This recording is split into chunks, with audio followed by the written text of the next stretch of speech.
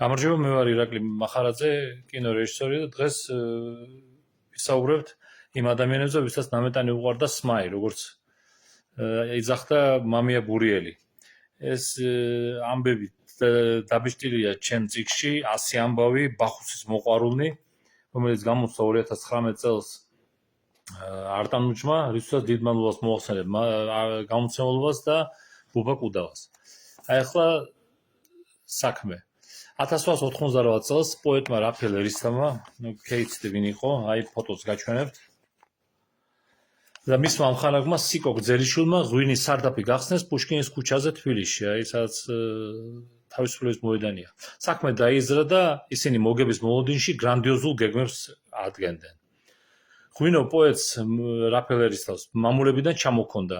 ერთ დღესაც სარდაფს ეწვია რაფაელის კომპანიონის ბიძა მღვდელი, რომელსაც ზედმეტსახელად ბუა მღვდელს ეძახდნენ მისი სახის გამო.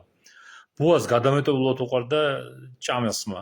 სარდაფში ჩასვლისას ბუამ პირველ რიგში სარდაფი აკურთხა, რა თქმა უნდა, და რომელსაც მოუყვა თქვენი მოწონებული სადილი.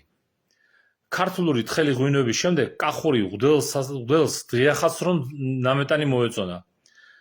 ეს ქართული ღვინოები ჭყაპად მოეჩვენა და რაფაელ ერისთავს აჩვენა ღვინის ფასი. რაფაელი კასრიდან ჩამოსხმას და სავსე ხელადების სუფრაზე მიტანას ვერც კი ასწრებდა. ერისთავი როგორც განთქმული თამადა ტოლუმბაშად დანიშნეს. ქართლიდან ჩამოსული ბუა სულ იმას გაიძახოდა. აქაურობას ვერ მოვშორდები, ამაზე უკეთეს ადგილას სადღა უნდა წამიყვანოთო. რა თქმა უნდა.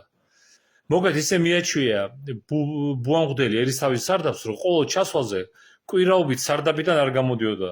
რას გამოიყვანდი? იქვე ჭამდა, სვამდა და იქვე ეძინა. ბევრი რომ არ გავაგრძელო, კომპანიონები ცუდი ბიზნესმენები აღმოჩნდნენ რა მოკლედ.